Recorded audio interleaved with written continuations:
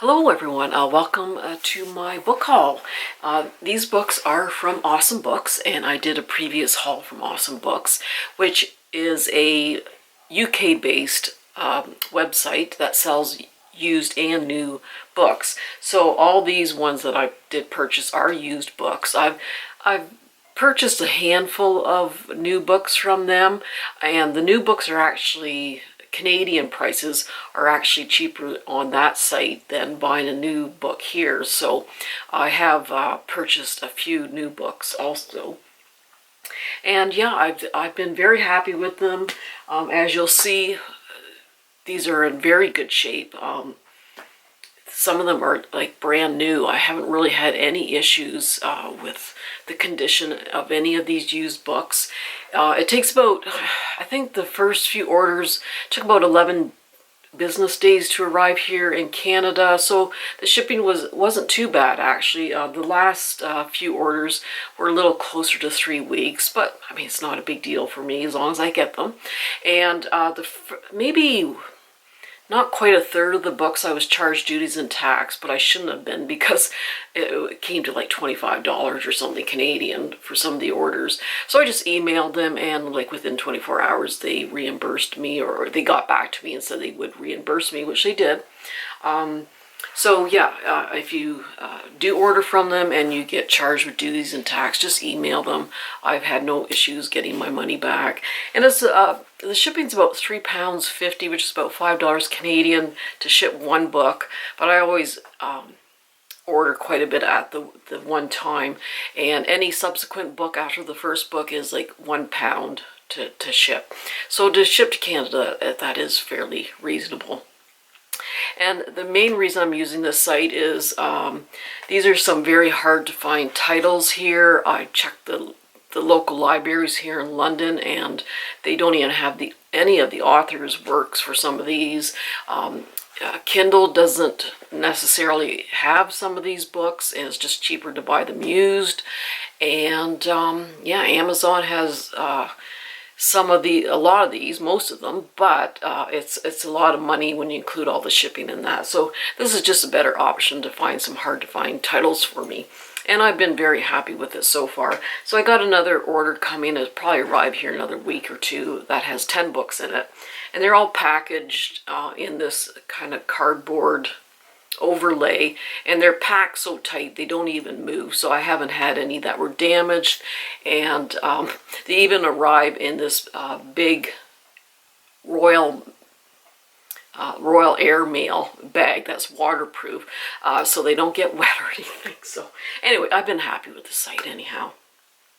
So I will start Book Outlet right now, where you can get, it's the Canadian website that ships to the US also. They're having their $7.99 sale on their new books. It's $5.99 in the States.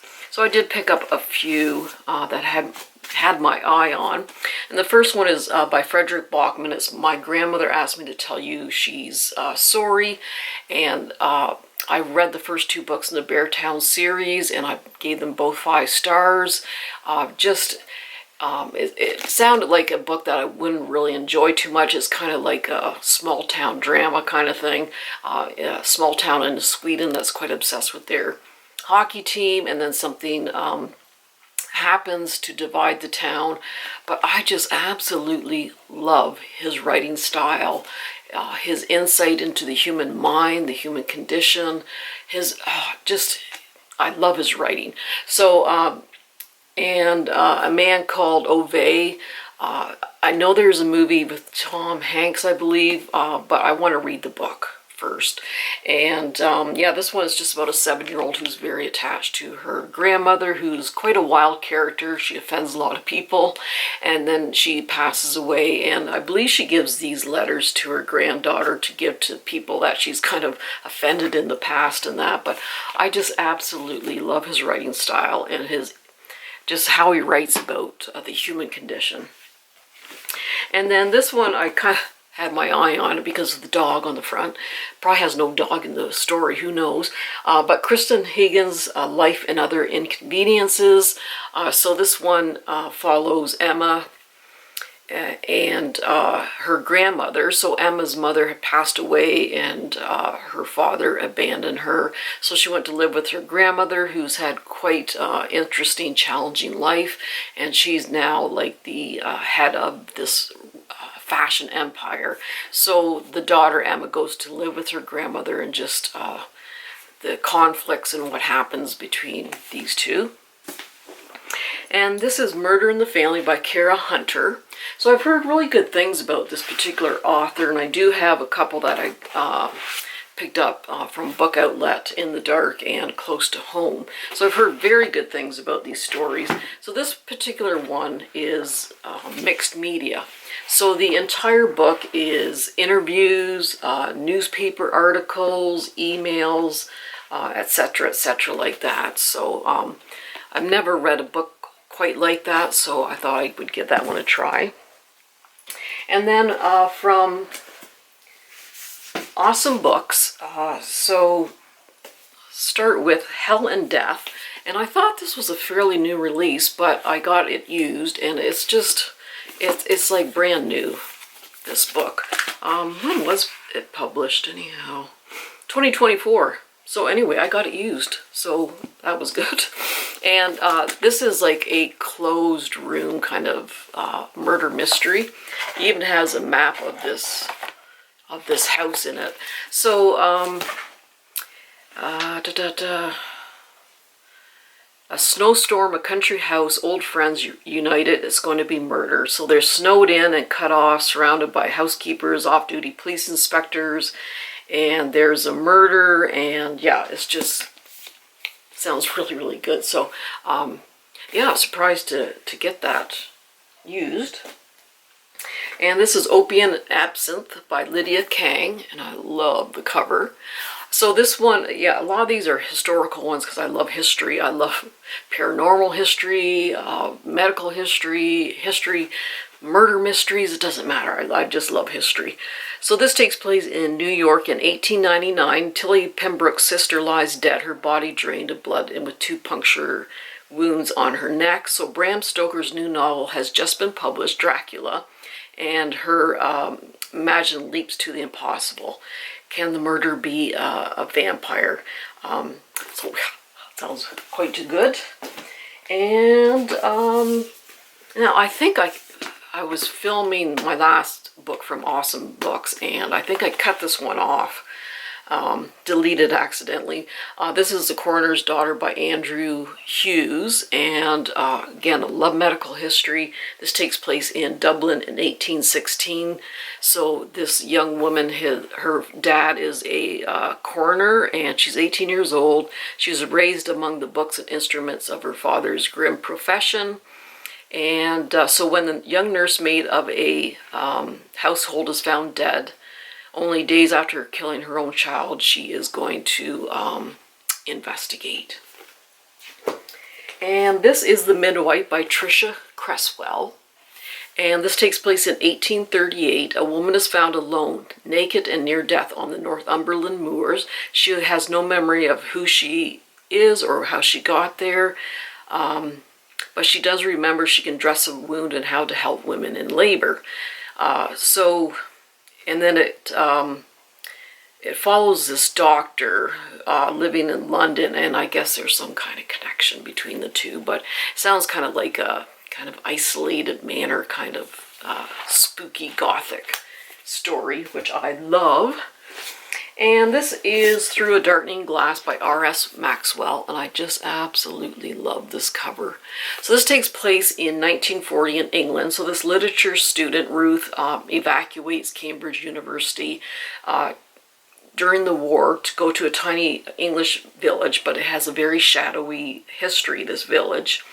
And there is just really some spooky stuff going on. There's a history of this ghostly wraith that haunts the villagers and that. So she wants to investigate. The villagers don't want to have anything to do with it. So yeah, it just sounds like a very kind of spooky, small village kind of mystery. So that one really sounds good, and that'd be perfect to read in the autumn.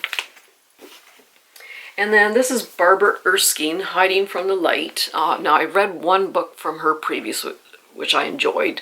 It had three timelines. So she does, she goes way back in history. I think the last book I read was Dreamweavers, and it took place in Wales in like 700 AD. So yeah, I love that kind of time period. It was quite a long book, I must say. This one's about 500 pages, just like the last book I read. So she does get a little bit long-winded. The history part's interesting. The past kind of melds with the present with her books. So they are quite an interesting read, but they are a bit long. But this one really sounded interesting. So the parish of Manningtree in Missley has a dark history. In 1644, Cromwell's witch hunter general tortured scores of women there, including Liza, whose cottage still stands, and Sarah, the daughter of the manor. And then in present day, Emma is leaving London to live in this village, and then just creepy things kind of connected to the past are happening. So that one, anything with witches, that's another really good fall read also. And this is a murder mystery series, and this is the first book in the series, and I haven't read any of this author's work, and that is Murder at the Mill, an Iris Gray mystery by M.B. Shaw. So I'm going to say this one for around Christmas time because it's a murder mystery that takes place on Christmas Day. And Iris Gray arrives at Mill Cottage looking to escape from her crumbling marriage, and she's drawn to the Weatherby family. And there's a Christmas Eve party, and then on Christmas Day, the youngest member of the family finds a body in the water. Is it a tragic accident or a deadly crime? So yeah, I'm going to save this for Christmas since it takes place on Christmas Day. So yeah, I haven't read any of her work before. Alrighty, and then there is The Story Keeper by Anna Mazzola. And again, this one looks pretty well brand new, this book. So this one takes place on the Isle of Skye, so I kind of like those isolated kind of stories. Anything that takes place in the British UK, I just absolutely love. So Audrey is on the Isle of Skye to collect folk and fairy tales of the people and communities around her. It's 1857, and the Highland clearances have left devastation and poverty, and a community riven by fear. So she's trying to collect these stories, and then she discovers the body of a young girl washed up on the beach. And yeah, the people who live on the Isle of Skye think that she's the victim of these restless spirits and that, and so she's trying to get to the bottom of it. But yeah, that just sounds so good, just right up my alley. And this is, now I don't know if I showed this before or not, kind of got misplaced, but anyway, I love the cover. There's little hair there and a little wolf, and this is Now She's a Witch, and this just follows this woman. She's lost everything. She finds herself alone in the woods. Her mother, her lover, her home have been burned. The world is suspicious of women like her, but yeah, she seeks revenge and all this stuff. But yeah, it sounded good anyhow, and I just absolutely love that cover. And oh, this one is The Charming Man by C.K. McDowell. So I bought this is the second book in the series. I bought the first two books, The Stranger Times and Love Will Tear Us Apart. And these are supposed to be kind of humorous stories. And it's kind of like an alternate reality. So The Stranger Times is actually a Manchester-based newspaper. But they just do stories about unexplained happenings and inexplicable things and that.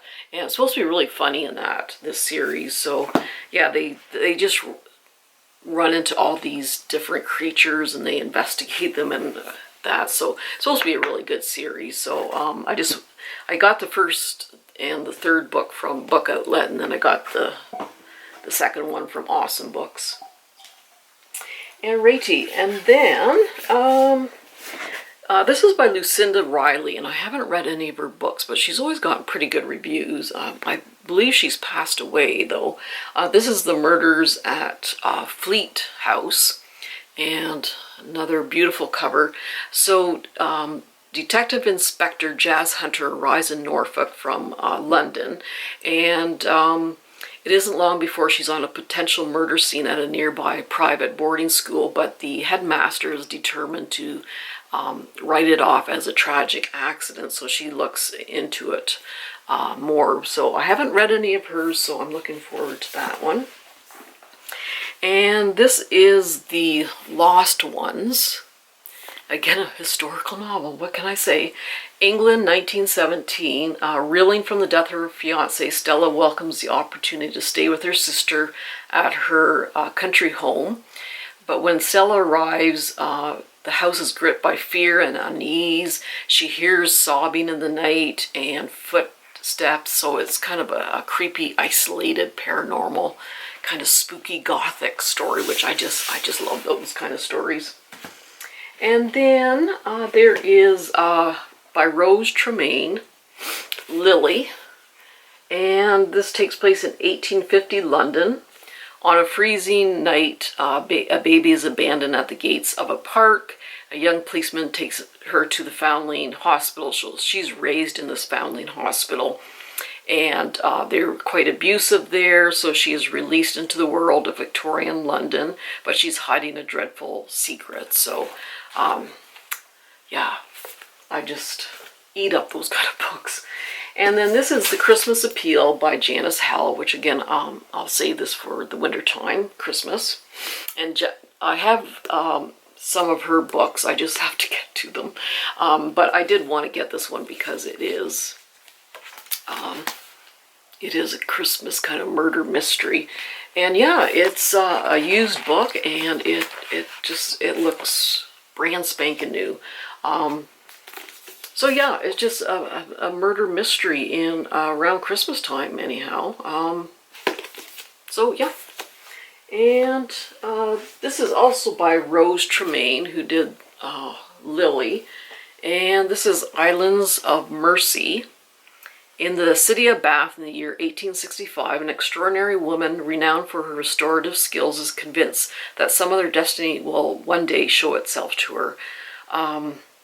But Jane finds herself torn between a dangerous affair with a female lover and the promise of a conventional marriage. And of course, any sapphic or gay romance is frowned upon at that time. So that sounds like an interesting read. And yeah, I've been eyeing this for a while. The Lodger by Helen Scarlett. And yeah, again, it looks like a brand new book. And all these books were like between $5 to $7 Canadian. But I always find a 20% off coupon for these books, so they're even less than that. I use the Honey app to get coupons and that. So there's always coupons to use on this website. Okay, so The Lodger, the London 1919, a city of ghosts, haunted by the men who marched away but never came back. So Grace lost her fiancé during the war, but soon he starts to reappear both in her waking life and her dreams. And yeah, and then there's a murder of a woman who used to lodge with Grace, who had disappeared quite a few years ago. So yeah, that just sounds really, really quite fascinating. And this is A Very Lively Murder by Katie Watson. So I did purchase The Three Delilahs, my last book haul, and I'm kind of surprised that I got this as a used book because I think it's a fairly recent release. Oh, 2023.